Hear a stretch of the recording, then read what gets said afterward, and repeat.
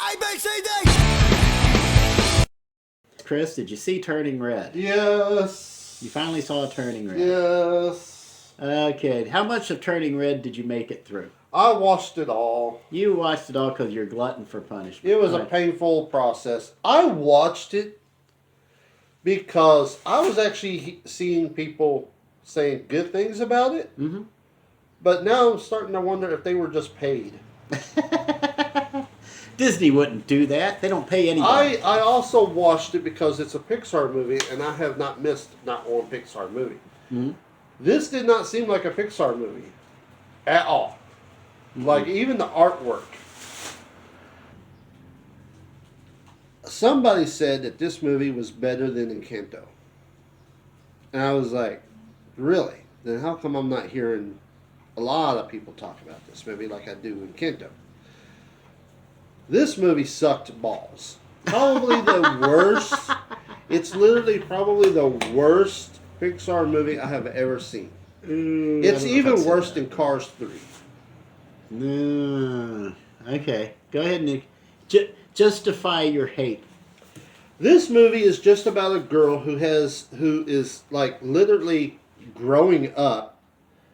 So she has all these hormones. There's a guy in school she ends up sweating over. There's a boy band that she sweats over. There's a guy that works in a some type of store that she sweats over. And she's basically just going through puberty. That's all it is. She's going through puberty.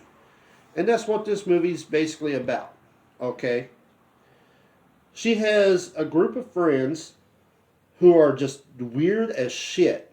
You got the tomboy girl, who I actually thought was going to end up being a lesbian, but she's not. You got one who just does this, like, talks like a robot because she's, like, awkward. And then you have this one who's really feisty, and she's like, yeah, you know, type of, I don't know what the hell I just did, but something like that. So you got these friends. She basically has this really. Her mom is very loving. She watches her every move. She doesn't like boys. She doesn't want her daughter to. She doesn't even like her daughter's friends. It's like very like, I love you, but you need to do this. Basically, whatever it is I say. So it's basically mommy issues there. She starts turning into this big red panda because of, honestly, I can't even remember. She's just going through puberty. That's basically all it is. That's what the red panda is. She wants to be different. She wants to be feisty. I'm telling all the bad things because there is no good things in this movie. The music is terrible because there's no singing except for the boy band, and the boy band has this song, and it just sucks. There is. I heard people crying about this, you know, at the end of this movie because it's a Pixar movie. There was nothing there to cry about. It's just like, Mom, you gotta let me be my own thing. But I can't, I love you. And then, like, that's literally the thing. That's it. That's and the conflict. It's like, yeah. Oh, wow. Yeah, okay. The artwork, as I said, it doesn't seem like it's a Pixar movie. What's really weird about the artwork is the city, all the background, even the characters, the colors of them was like blended. It's like it's a painting that's set in the sun too long. Like the color faded. Mm-hmm. So all the color schemes in the movie was faded except for her. And I don't know, usually people don't do that unless they're trying to tell something. Mm-hmm. So I don't know what they're trying to say here. Because, like, she's the only one that is more colorful than everything else around her. And I just don't know exactly why. Like, she's more bright. So, there's something, I know they're trying to say something, I just don't know what it is. Really don't give a shit. There, as for the lesbian aspect of it, there is a scene where the one that I said talks like a robot. You know, she's just like moody. There's a scene where they're at a party, and there's this goth girl, and they start dancing together, and the two main characters like do this, see them dancing and do this elbow bump, like he, you know, like okay, but that doesn't go nowhere, and it doesn't. I don't understand that because the girl has a thing for one of the boys in the boy band. So it's like, so you're just including that there is a fact that this person might actually be a lesbian, but also not. I don't know what you're trying to do here. The boy in school that the main character has a crush on, he shows up once and disappears. And it's like, well, what the hell was that all about? Why show this person if it's not going to be mentioned or go anywhere? There was a lot about this movie that was like, I don't recommend it. If you want to watch it, go ahead. This is more one of those movies that maybe a 10-year-old girl would actually watch. I saw a comment that said, I'm not going to watch this movie because it's made for girls. And I was like, wow, man. You know, there's Tangled is pretty much a girl movie, but I love Tangled.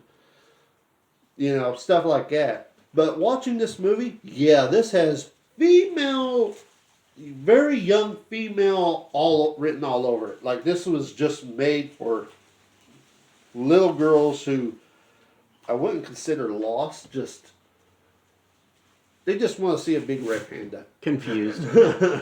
I don't know what to call it, but yeah, I don't recommend it. That movie sucked to us. Okay. Worst one I've ever seen. Okay. Are you done? Yes. Are you done? Yes. You're done. Yes. What a difference John Lasseter makes, huh? John Lasseter was the guy who helped Steve. It was John Lasseter who helped establish Pixar as an animation studio. John Lasseter was the guy who convinced Steve Jobs that Pixar could be an animation studio. And it can. They did a good job. And he did a very good job. John Lasseter's not there anymore because he was huggy. He was huggy. Yeah, He liked to hug that's girls. Right. He was touchy-feely. He was huggy. He was all this other stuff.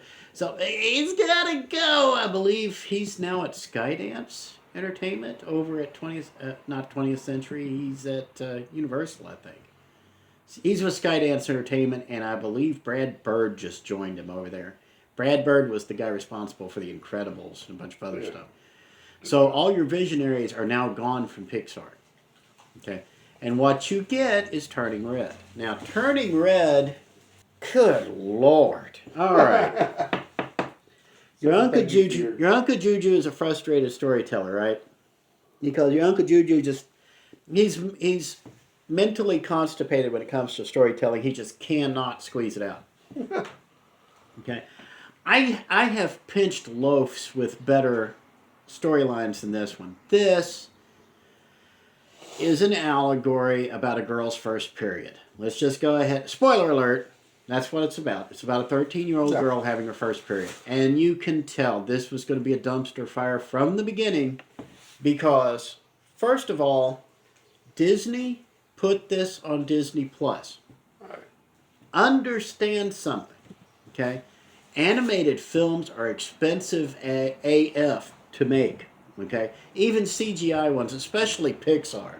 Because Pixar uses its own proprietary computer systems. They have their very own software that they use for CGI animation.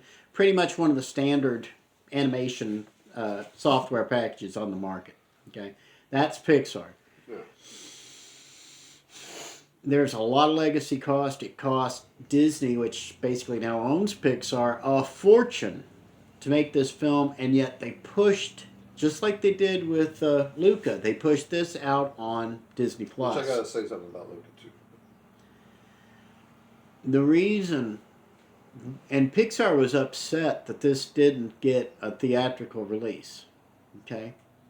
Because if this had gotten a theatrical release, I honestly think it would have done far more damage to the Pixar brand, okay? I've got to give Disney credit. This should not have been, honestly, this should not have been released on Disney Plus.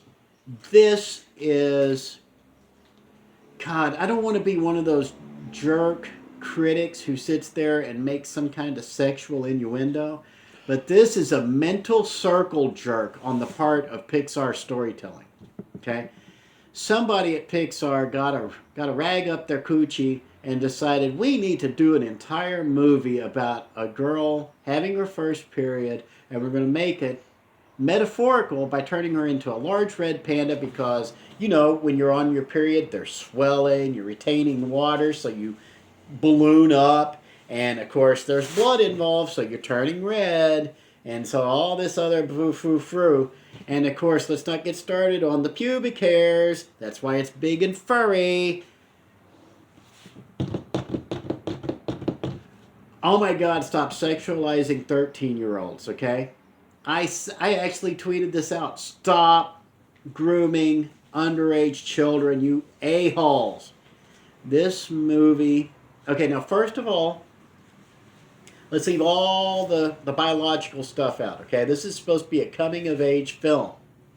All right, we're going to call this a coming-of-age film. Let's look at another coming-of-age film. Let's look at all 4 Toy Stories. Okay. Toy Story 1 is about Woody, which is already a loaded term there when we were talking about this. Woody the cowboy having to get used to the new hot thing of Buzz Lightyear showing up. And Buzz, by the way, is going to be gay mackin' in his new movie because we've just got to tread everything under the church of the holy a-hole of Hollywood. Okay? Hollywood's new church just worships the anus like nobody's business. Can I just go ahead and throw that out there? Okay? Yeah, it's going to be one of those podcasts. That's going to get this video thrown off YouTube. Somebody's going to report it. Even though we only have 3 people watching these videos on YouTube. There's you and me checking to make sure it posted properly, and then one other person that's watching it. And that person's probably going to report us for the Church of the Holy A-hole. I know that other person, but I don't think But anyway, apparently somebody's watching us on Facebook, but we'll see. So Toy Story 1, coming of age. Andy is young. He's like 8. And Woody has to learn how to share. Okay? Toy Story 2. Andy's getting older. The toys are winding up with the little sister. We get to Toy Story 3. Andy's too old for his toys, so he's come of age. The sister's too old for the toys, so they wind up at a daycare center. And they have to adjust to life being basically a life of abuse. And then we get to Toy Story 4 where Woody finally grows the F up and learns to go his own way. He doesn't have to be somebody else's plaything. He can determine his own fate. So all 4 Toy Story films are about Woody's coming of age. Not Andy, Woody. Not even Buzz, Woody. Okay? Because we start with a very infantile view of life, and then by the end of Toy Story 4, he's grown up, and Woody is off making a life with Bo Peep and pursuing his own destiny, okay? Compare that to... Hold on, some asshole. Are you done? You done? Okay, he's done. I need to... There he goes. Now he's gone away. I'll edit that out later. Anyway, or maybe I won't. Maybe I'll just leave it in because, you know what? We're already talking about a-holes, so let's just go ahead. We're already talking about a-holes and bleeding, so let's just go ahead. Toy Story in 4 films, okay, does a better coming of age arc, which you didn't even notice until I pointed it out. Sure. That's fine. That's fine. And there's nothing wrong with that. Most people don't see it that way until it's pointed to them and they're like, oh my goodness. Be like Commissioner Gordon, like, oh my God, a thumb drive? A thumb drive. Anyway, so I point out the thumb drive.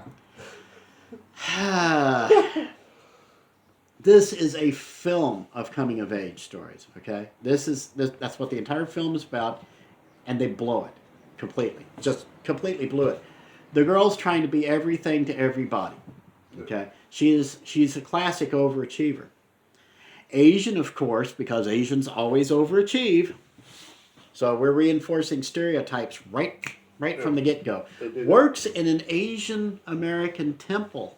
Okay, so we're just reinforcing stereotypes left and right, just like these quote storytellers do. They reinforce stereotypes by trying to enforce their own stereotypes. Now, so we get through all the dreck about her background, her friends, who you've got one friend who actually has some character, and like you mentioned, the two others are throwaway characters. They didn't even need to be there. No, yeah. You could have made this film about May, the main character. We haven't even mentioned her name yet. May, the main character. Yeah. Her friend, who I can't think of, and her mom. Okay? Yeah. So you've got these three characters. There's your three. Okay? One of the core storytelling techniques is you've got three. You'll have a group of three. You'll have the protagonist. You'll have the best friend, and you'll have the parental figure. Yeah. Okay? It's classic. I mean, Kirk, Spock, McCoy. Okay? You got Kirk as the super ego. You've got Spock as the...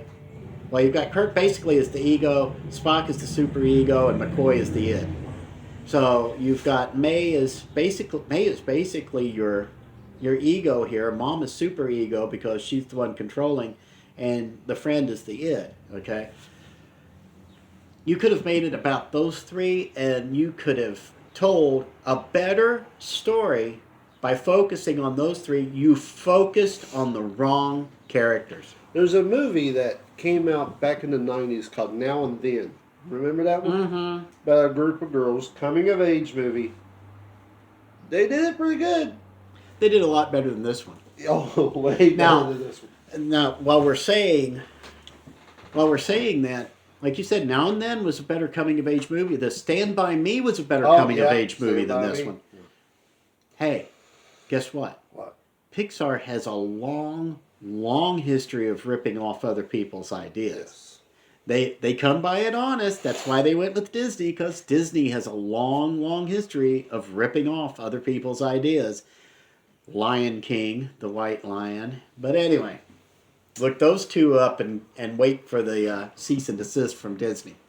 But anyway, a point being, so many missed opportunities because you don't have the storytelling talent that you used to have. You have the touchy-feeliness part that John Lasseter established, and so it became a part of the formula at PIXAR. And like I said, PIXAR's done coming of age before. They've done it a lot better than this. But without John Lasseter there to provide focus, without the storytelling talent of a Brad Bird, what you wind up with is a nice big steaming pile of red panda poo that is turning red. What were you going to say before we do the 1 to 5? I am going to say something that is going to drive you insane because you have already talked about sexualizing and stuff like that. Please stop sexualizing children. Thank you. There is something... I read that parents were really angry about this movie. And I always assumed, and I think we talked about it once before, that it was because it was about a period, you know. Mm-hmm. No. That's not what it was about. No, That's not why they're upset. Go ahead and finish explaining what you've heard, though. There's a couple of things in this movie that I was literally felt very uncomfortable because I was like, what the... There is one scene where... I already said that there was a guy that they had a crush on that worked at a store, right? Well, this time, she saw him and it felt different. So she went to her room, got on bed, and she started to sweat. And I'm like, whoa, wait a minute. And instead, she was like drawing like pictures of like him and her and stuff like that. And I was like, oh, I thought it was insinuating that she was, you know. But then... there is a scene at the end of the movie when she's confronting her mom. She's like, I love this, I love that. And she says, I love vibrating. And I'm like, Yeah, let's be a little. Let's be a little. Can we be just a little less subtle? I was Honestly, okay. you had to choose that word? Honestly, this film should have at least been PG-13, if not R. I actually, if it was up to me, if I was on the MPAA, I would have given this film an R, and I would have dared Pixar to challenge me on it. Because this is a sophomoric attempt, okay? This is what a bunch of teenage boys would come up with if they had to write a movie about a girl having her first period. Okay, I'm not gonna lie. The girl I worked with, when I was telling her about all this, she's like, "Was this directed by a guy?" Because it seems like that this is like what they would think that a girl's. And then we looked it up, and it was not. It was by 2 or 3 women. It was by 2 or 3 women, but they are they like, There are women out there who suffer. I'm not going to say they suffer from penis envy, but they're trying to show they can be just as much of an a-hole as a guy can ever be. Yeah. They think that's what makes them equal, and that's part of the problem here. Like I said, if John Lasseter were there, John Lasseter would have put a stop to that in pre-production. He would. Let me explain. I know enough about John Lasseter, okay? I don't know John Lasseter from Adam, okay? But I've seen the background. I've seen the making of.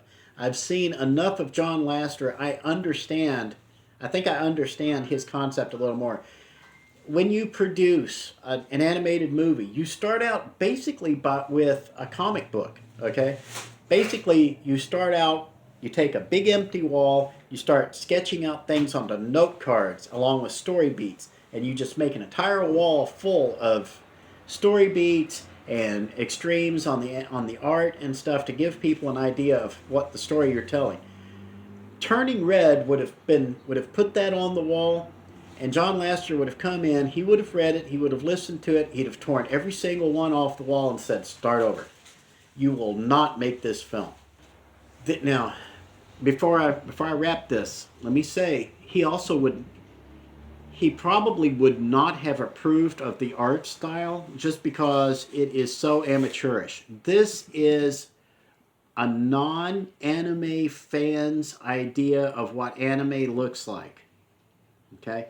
The big eyes, the bug eyes, the jelly bean mouths. Yeah, what is it? Like, it doesn't seem like it's Pixar at all. I was just like, what's that? It's not Pixar.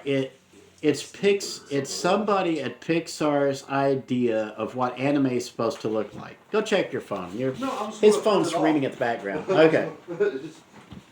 But this is honestly this is somebody's. This is almost a farce. It's almost like a Mad Magazine level satire of what anime would look like. And the hilarious part is, anime is not Chinese, it's Japanese. But all these references are to Chinese things. I guess they thought this would sell in China or something. This wouldn't get, I don't think China would let this in their borders. This is supposed to be about like Chinese traditions, Chinese customs and all this other stuff. China wouldn't let this in wouldn't even let this in the country. There was very little of that in this movie, honestly. Yeah. But that's where, like I said, it's almost a parody. This is almost like Mad Magazine doing a parody of some kind of anime or manga thing. It will appeal. It will appeal to people who are looking for, quote, edgy content, end quote. And I mean, that's what I call it, quote, edgy, end quote, content. Now, when I first tried to watch this movie, I decided to watch Luca instead. Mm-hmm. I laughed my butt off at Luca. Luca was really, really funny. Like, and it was kind of interesting, but they also had the big eyes and the, but it was more funnier and more entertaining. Way better than Turning Red. Just saying. We didn't come here to praise Turning Red. We came here to bury it. So kind of like a turd in a litter box. So speaking of that, 1 to 5, Chris, what would you give Turning Red? Total 0. You give it a 0. I would give it. I'm hesitant to give it a 0 because I think you should watch it. You really need to have a bad day and then watch this film, and that way you'll be right in the mood of the people who created this film, because this is derivative. They think they're making a salient point. They think they're being edgy and look, oh, how cool we are. Even teenage girls, I think, would take one look at this film. They might sit all the way through it, but they would never see it again. So at best, this would be a 1. One of those see it once and never want to see it again. But yeah, with you, I wouldn't give it a 0, but I'd give it like a 0.001. I think you should see this just so you can see how not to tell a story. So I agree. I agree. So that buries, and I already know exactly what picture I'm going to put up on the video of our Turning Red review. No. It's going to be a big old box of Tampax with the red panda right on the cover.